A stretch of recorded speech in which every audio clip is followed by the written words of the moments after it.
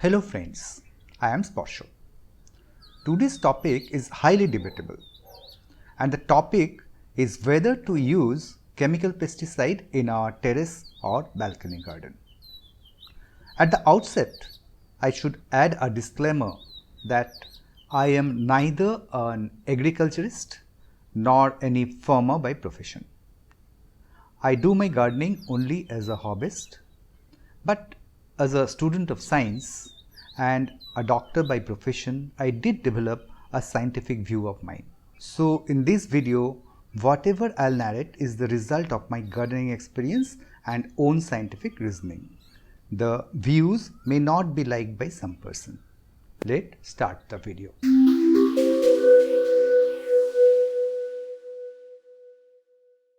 At the outset, we will see what are the ill effects of chemical pesticides.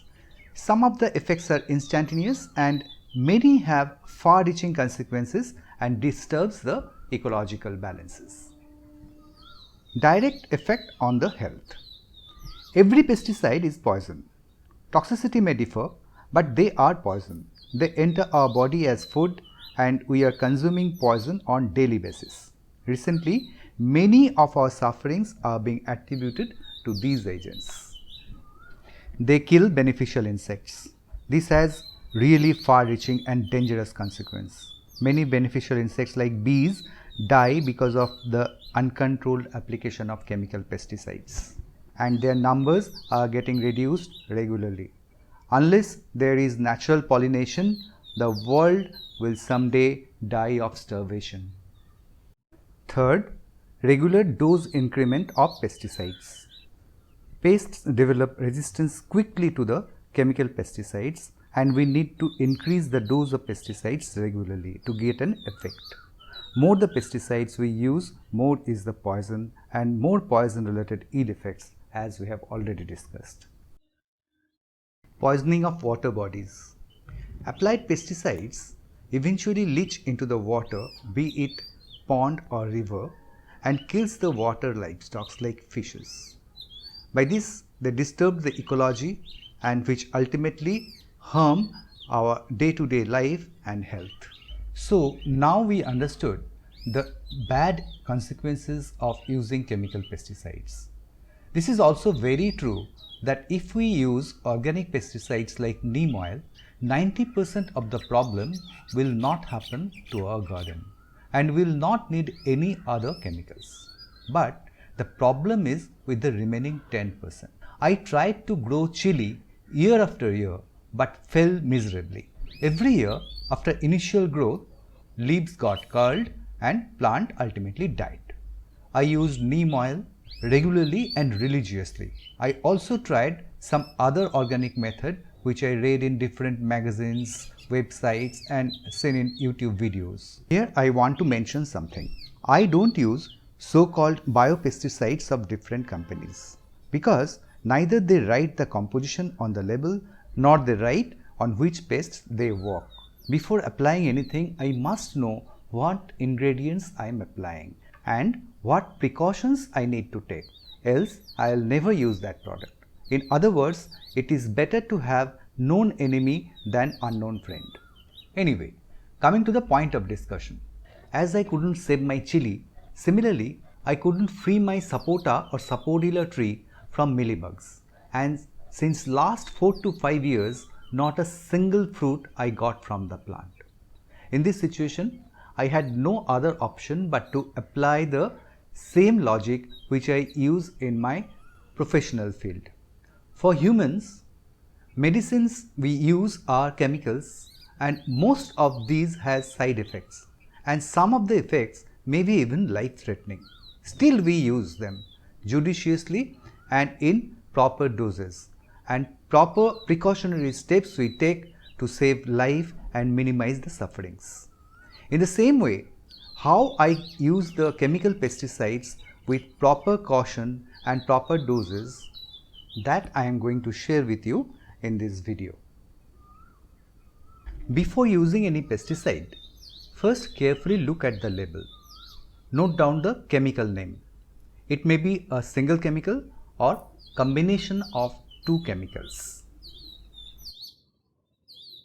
Note the triangle at the packet of the pesticides.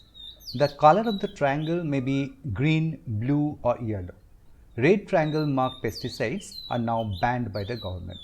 The green triangle denotes the lowest toxicity. The blue is next, the next is yellow, and red being the highest level of toxicity.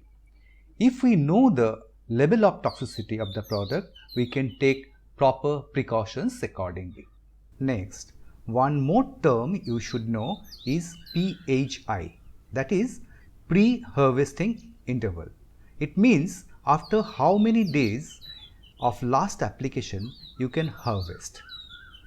You should find this number in the label of the product, and the number means the days you have to wait before harvesting.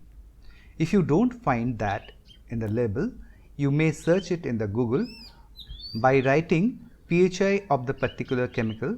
As you can see in the screen, I am searching PHI of imidacloprid and found it is 14. In fact, most PHI ranges from 10 to 14 days. So it is wise to wait for 14 days to be safe. Now let me share with you the methods I adopt to minimize the consequences of chemical pesticides. I use chemical pesticides to dose plants only when the organic methods failed. And following recovery of the infestations, I again revert to the organic method of pest control. Let us look at the ill effects of chemical pesticides again, and we'll discuss how we can minimize these ill effects by using necessary precautions. First, direct ill effect on health. For this, I have to keep in mind the PHI or pre-harvesting index. Before application, I harvest all the matured fruit or vegetables from the plant so that I don't have to harvest anything in next 14 days or so. Harm to beneficial insects. The plants on which I need to apply chemical pesticides, I segregate them and keep them away from other plants as far as practicable. I pick all the flowers from them so that bees and other beneficial insects don't get attracted. In this process, we can reduce the harm to minimum. Covering those plants with net will be even better. Third, regular dose increment of pesticides. I do two things to get rid of this problem. First, I use the proper dose of the pesticide while using and follow the dose written on the label. Any lower dose will develop resistance quickly, and any excess dose will have ill effect on the plant itself. Secondly, for the sucking insects like aphids, jessid, thrips, whitefly, mealybugs, etc., which actually compares 95% of the pest infestation, I use at least 3 chemical agents in rotation.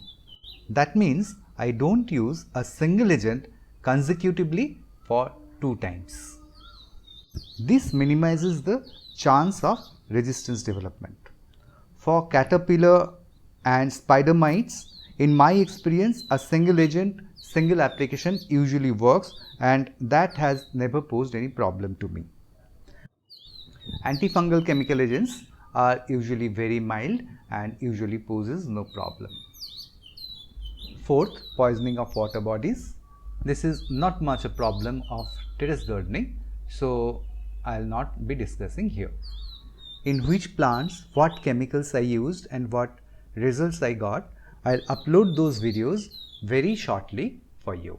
Though organic pesticide is unequivocally the best option, but if you are forced to use chemical pesticides to some of your plant, in this video I tried to share with you the precautions you should take before and while using those pesticides.